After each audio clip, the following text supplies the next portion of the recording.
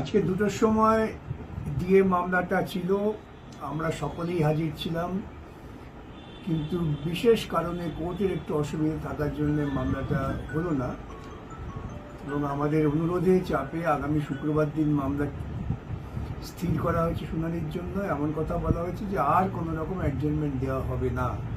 আমরা আশা করতে পারি যে আগামী শুক্রবার এই মামলা চূড়ান্ত শুনানি হয়ে যাবে।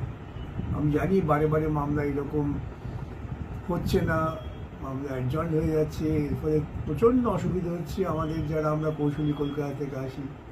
আমি বুঝতে পারছি প্রচণ্ড চাপ পড়ছে আমাদের আন্দোলনের নেতাদের ওপর, তাদেরও একটা ব্যাপক খরচের বোঝা বইতে হচ্ছে।